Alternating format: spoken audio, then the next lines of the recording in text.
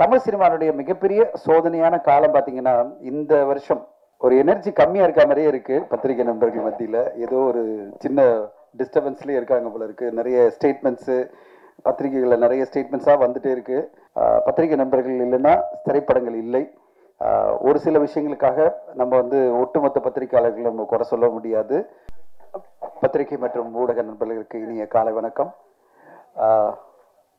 ஒரு எனர்ஜி கம்மியா இருக்க மாதிரியே இருக்கு. பத்திரிகை நண்பர்கள் மத்தியில ஏதோ ஒரு சின்ன டிஸ்டர்பன்ஸ்லயே இருக்காங்க போல இருக்கு. நிறைய ஸ்டேட்மெண்ட்ஸ் பத்திரிகைகளில் நிறைய ஸ்டேட்மெண்ட்ஸா வந்துட்டே இருக்கு.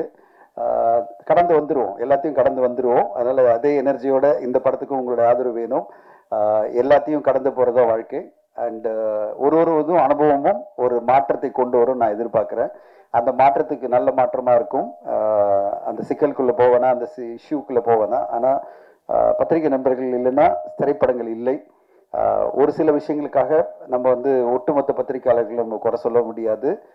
ஒட்டுமொத்த பத்திரிகையும் இவ்வளோ ஆதரவாக நீங்கள் காலையில் ஒரு சனிக்கிழமை இந்த படத்துக்கு ஆதரவு பண்ணுறது தான் நீங்கள் செய்கிற அந்த மிகப்பெரிய சப்போர்ட்டாக நான் பார்க்குறேன். அண்ட் உங்களுடைய சப்போர்ட் தொடர்ந்து சிறு படங்களுக்கும் இருக்கணும், பெரிய படங்களுக்கும் இருக்கணும்னு கேட்டுக்கிறேன். இந்த நேரத்தில் ஹரிஷ் ஓரியை பற்றி பேசணும். ஹரிஷ் ஓரியை பற்றி எல்லாரும் பேசினாங்க. நாங்கள் ஆக்டிவ் ப்ரொடியூசர் அசோசியேஷன் ஆரம்பிக்கும் போது முதல்ல சேர்ந்த ஒரு மெம்பர் தான் ஓரி அவர்கள். அது பிறகு பார்த்தீங்கன்னா ஒவ்வொரு ஈவெண்ட்லையும் ஃபர்ஸ்ட் அண்ணா வாழ்க்கைனா வரனா இருக்கணும் அப்படின்னு சொல்லிட்டு ஒரு எனர்ஜி, அந்த எனர்ஜி பார்க்கும்போதே எனக்கு ரொம்ப சந்தோஷமா இருக்கும். அவருடைய அந்த ஒரு முயற்சி எனர்ஜி. எங்களுடைய எல்லா ஈவெண்ட்லையும் ஃபர்ஸ்ட் அவர் உட்கார்ந்துருப்பாரு.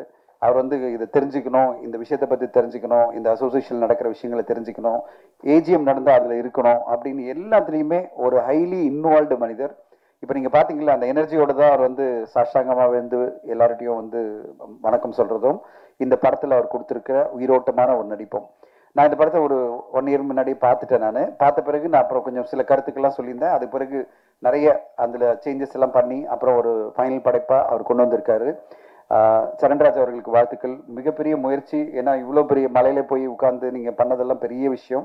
அண்ட் அபிராமி அவர்கள் பல மொழிகளை சார்ந்த ஒரு லேடி ஹீரோயின், தமிழ் நல்லா பேசுறது. வாழ்த்துக்கள்மா, வாழ்த்துக்கள்.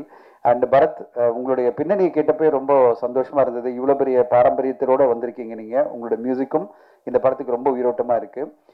படம் பார்த்ததுட்டு சொல்கிறேன், தமிழ் சினிமாவுடைய மிகப்பெரிய சோதனையான காலம் பார்த்தீங்கன்னா இந்த வருஷம்.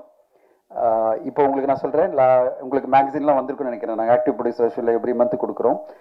10 மாதங்களில் 231 திரைப்படங்கள், அதாவது ஆவரேஜா 23 திரைப்படங்கள். எப்படி சமாளிக்கிறது?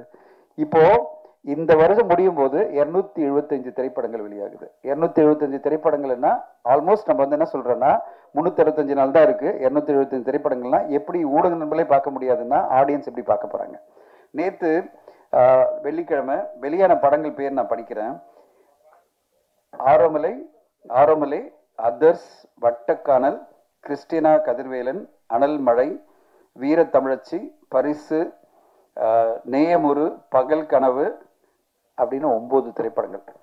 இந்த 9 திரைப்படங்கள்ல நான் சொல்லி இதுல நாயகன் ரீரிலீஸு, வேட்டையாடு விளையாடு ரீரிலீஸு அப்படின்னு ரீரிலீஸ்லாம் விட்டுருவோம். அப்புறம் 13 படம். இப்படி சினிமா என்னமோ நம்ம ஒரு கலையா பார்க்காம ஒரு வியாபாரமா இஷ்டத்துக்கு படங்களை ரிலீஸ் பண்ணும்போது நல்ல திரைப்படங்களும் காணாமல் போகுது. இது நான் மீண்டும் மீண்டும் பல மேடைகளை நான் சொல்லிட்டு இருக்கேன். இந்த மாதிரி தயாரிப்பாளர்கள் தினத்தந்தியில ஃப்ரீயா விளம்பரம் கொடுக்குறாங்க. ஏதோ ஒரு சின்ன படம் எடுத்துட்டோம், அதை நானே நடிச்சுட்டேன், அந்த படத்தை எப்படியாவது வெளியில கொண்டு வந்தணும்னு சொல்லிட்டு ஒரு ஆடு கொடுத்துட்டு இப்போ என்ன ஆகுதுன்னா தினத்தந்தி பேப்பரை பார்க்கும்போதே நம்மளுக்கு இந்த படங்களை பார்க்கணுன்ற ஒரு எண்ணமே உருவாகாம பல விளம்பரங்கள் வந்துட்டு இருக்கு. இதுல நல்ல திரைப்படங்களும் காணாம போயிடுது. இந்த பிரச்சனைக்கு என்னன்னா எல்லா ஊர்களையும் படங்கள் எடுக்க ஆரம்பிச்சிட்டாங்க. ஒரு 50 லட்சத்துல டிஜிட்டல்ல இன்னைக்கு படம் எடுத்துடலாம், பெப்சியே இல்லாம படம் எடுத்துடலாம், அப்படி ஒரு மனநிலை வந்துடுச்சு. பெப்சியே தேவை கிடையாது. பெப்சி அட்லீஸ்ட் கண்ட்ரோல் இருந்தா அவங்களுடைய கிராஃப்ட்மேன் வரும்போது ஒரு குவாலிட்டியான திரைப்படங்கள் வரும். ஆனா அவங்க கிராஃப்ட்மேனே இல்லாம அந்தந்த ஊர்ல ஏதோ ஒரு கேமரா ஹையர் பண்ணி ஒரு படத்தை எடுத்துட்டு அந்த படத்தையும் நான் தினத்தந்தியில விளம்பரம் ஃப்ரீயா கிடைக்குதுன்னு நம்ம படத்தை போடும்போது நான் அவங்களுக்கு குறை சொல்லல. அவங்களுடைய எந்தூசியாசம் வெல்கம். குறைந்தபட்ச தரமா அந்தந்த திரைப்படங்கள் பேசப்படுற படமா இருக்கும்போது திரைப்படங்கள் மேல மரியாதை அதிகரிக்கும். அப்படி இல்லாம நான் எனக்கு ஏதோ எனக்கு தெரிஞ்ச ஒரு கலையை வச்சு நான் ஒரு படத்தை எடுத்துட்டு அதை விளம்பரமும் பண்ணிட்டேன், போஸ்டர் ஒட்டிட்டேன். இது பிறகு பார்த்தா பாரு பார்க்காம போனோம்னா ஃபஸ்ட்டு பத்திரிகையாளர் மத்தியில் ஒரு அவர்ஷன் வந்துடுது, இந்த படங்கள்லாம் யார் வந்து ப்ரெஸ் மீட் ஷோவில் பார்ப்பாங்கன்னு. அடுத்ததாக ஆடியன்ஸ் மத்தியில் அதை விட அதிகமாக வந்துடுது. இதில் நல்ல திரைப்படங்களும் காணாமல் போயிடுது. நல்லதாக ஒரு திரைப்படம் வரும், ஒரு 4 படம் வந்ததுன்னா வாரத்தில் அட்லீஸ்ட் அந்த 4 திரைப்படங்கள் மேலே உங்களுக்கு அட்டென்ஷன் இருக்கும். நீங்களும் அதுக்கு ரிவ்யூ பண்ண முடியும், நீங்களும் அதை சரியான முறையில் கொண்டு போய் மக்கள்கிட்ட செலுத்த முடியும், அதாவது சேர்க்க முடியும். அதை ஆடியன்ஸை வந்து ஓரளவு இந்த வாரம் 4 படத்தில் இந்த படம் நல்லா இருக்கா, 2 படம் நல்லா இருக்கா, நான் போய் பார்க்கலாம்னு நினைக்க முடியும். அப்படி ஒரு நல்ல படமாக ஹரீஸ்வரி வந்து இந்த படத்தை வெள்ளைக்குதிரை எடுத்திருக்காரு. ஏன்னா வரும்போது அவருக்கே தெரியாது, திடீர்னு பார்த்தீங்கன்னா முதல்ல ஆரம்பிக்கும் போது 3 படம் தான் இருக்கும் வாரத்தில். அடுத்த வாரம் அவர் போடும்போது ரிலீஸ் டேட்டு திடீர்னு பார்த்தீங்கன்னா அந்த ஃப்ரைடே பார்த்தீங்கன்னா 9 படம் இருக்கும். இதுதான் தமிழ் சினிமாவுடைய மிகப்பெரிய ஒரு சாபக்கேடை நான் பார்க்குறேன்.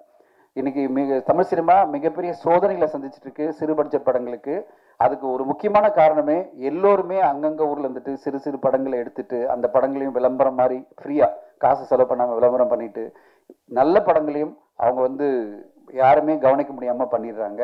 இதை தவிர்க்கணும்னா அசோசியேஷன்லாம் தடுக்க முடியாது, ஏன்னா அது ஒரு தனி மனித சுதந்திரம். யாருமே யாரையும் தடுக்க முடியாது. அவங்கவுங்க படம் எடுக்கிறாங்க, அவங்க காசு போட்டு எடுக்கிறாங்க, அவங்க வந்து படத்தை வெளியிட முடியும்.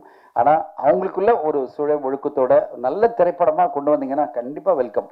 ஒரு நல்ல குவாலிட்டியான படம், ஒரு வெள்ளைக்குதிரை மாதிரி ஒரு இப்போ வந்து ஜேபி சார் சொல்லியிருந்தார், அவருடைய படம் உலகமே மாதிரி ஒரு உலகத்தரமான ஒரு படமாக நீங்கள் கொண்டு வந்தீங்கன்னா அந்த திரைப்படத்தை நீங்கள் கண்டிப்பாக 50 லட்சத்தை எடுங்க, 1 கோடி எடுங்க, பிரச்சனை இல்லை. ஆனால் உலகத்தரத்தில் ஒரு படத்தை நீங்கள் கொண்டு வரீங்கன்னா அதுக்கான அட்டென்ஷனை கொடுக்கறதுக்கு நீங்களும் ஸ்பேஸ் கொடுங்க. நீங்கள் ஏதோ ஒரு படத்தை எடுத்துகிட்டு டம்ப் பண்ணிவிட்டு எல்லாரும் மக்களும் வந்து இக்னோர் பண்ணுற மாதிரி படங்களை கொண்டு வரக்கூடாதுன்றதான் என்னுடைய தாழ்மையான வேண்டுகோள். பல பேருக்கு வந்து அந்த பேஷனுக்காக சினிமா எடுக்கிறாங்க, அவங்க இன்னும் கொஞ்சம் குவாலிட்டியில் கவனம் செலுத்தி ஆடியன்ஸை மொத்தமாக திரையரங்கு வரவிடாமல் பண்ணாதீங்க. ஆடியன்ஸ் வர தயாராக தான் இருக்காங்க. நான் பல சிறு பட்ஜெட் படங்கள் இப்போ சமீபத்தில் பார்த்தீங்கன்னா ஒரு படம் வந்து சின்ன பட்ஜெட் படம் தான், எல்லாருமே பார்த்து எல்லாருமே அப்ரிஷியேட் பண்ணீங்க, ஊடகங்கள்லாம் அப்ரிஷியேட் பண்ணீங்க, ஆண் பாவம் பொல்லாததுன்னு வரிங்க ரீதியிலையும் நல்ல ஒரு ரெஸ்பான்ஸ் வந்துட்டு இருக்கு. இந்த வாரம் வந்த படங்களை 9 படம் வந்தாலும் ஆரோமலே அப்படின்ற படத்துக்கு நல்ல ஒரு ரெஸ்பான்ஸ் தேரியில் வந்துட்டு இருக்குன்னா அப்போ சிறு பட்ஜெட் படமாக இருந்தாலும் மக்கள் திரையரங்கு வர ரெடியாக இருக்காங்க. ப்ரொவைடட் டூ மெனி ஃபிலிம்ஸ் வராமல் இருந்தால் போகிறோம், அவங்க அட்டென்ஷன் இருக்கிற மாதிரி ஒரு படம் வந்தால் போகிறோம், கண்டிப்பாக மக்கள் திரையரங்கு வராங்க. அதனால் குறைந்த படங்கள் வந்து வாரம் 4 படங்கள் இல்லை மேக்சிமம் போனால் ஒரு 5 படங்கள் மேலே வராமல் ஊடகங்களும் படத்தை பார்த்து மக்களும் படத்தை பார்த்து கொண்டாடணும். அப்படி ஒரு நல்ல படமாக இந்த படம் வெள்ளைக்குதிரை கண்டிப்பாக உங்களுக்கு பிடிக்கும் நான் எதிர்பார்க்குறேன். பார்த்து குகன் சாரோட உட்காந்து ஒரு 4 படம் வர வாரத்தில் வாங்க, அட்லீஸ்ட் உங்கள் படத்தையும் மக்கள் கவனிப்பாங்க. அது எப்படி நடக்கும் தெரியாது, ஏன்னா நம்மளுக்கு கண்ட்ரோல் இல்லை அது. ஆனால் அப்படி வந்ததுன்னா கண்டிப்பாக நல்லாயிருக்கும். அண்ட் இந்த நேரத்தில் இந்த மாதிரி விழாக்கெல்லாம் வந்து இவ்வளோ பெரிய ஜாம்பவான்களாக வந்திருக்காங்கன்னா அதுக்கு ஒரே காரணம் ஓரி தான்.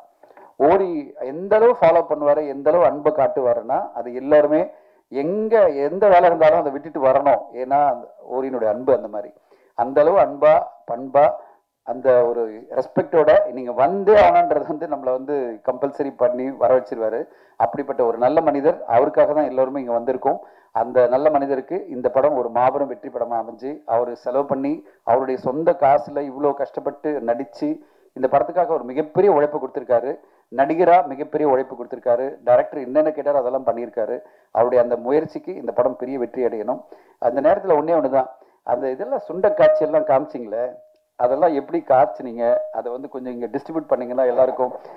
அந்த படத்தில் ஒரு ஒரு ஒரு சீன் காமிச்சிருப்பாங்கல்ல, அது என்னமோ என்னது ரசம், அதை அப்படியே டிஸ்ட்ரிபியூட் பண்ணியிருந்தீங்கன்னா நாங்களும் ஏதோ குடிச்சிட்டு அங்கே இருக்கா இல்லை அது பார்க்கும்போதே அப்படியே ஏதோ டேஸ்ட்டாக இருக்கும் போல இருக்கு அப்படின்னு நினைக்கிறேன்.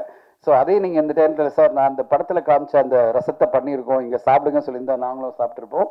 பட் ரொம்ப அற்புதமான காட்சிகள் அந்த மாதிரி இருக்குது, உயிரோட்டமான காட்சிகள், அற்புதமான ஒரு உழைப்பு எல்லாம் சேர்ந்து தான் வெள்ளைக்குதிரை படம் வருது. இந்த படம் வெற்றி அடையணும்னு வாழ்த்துறேன். நன்றி, வணக்கம்.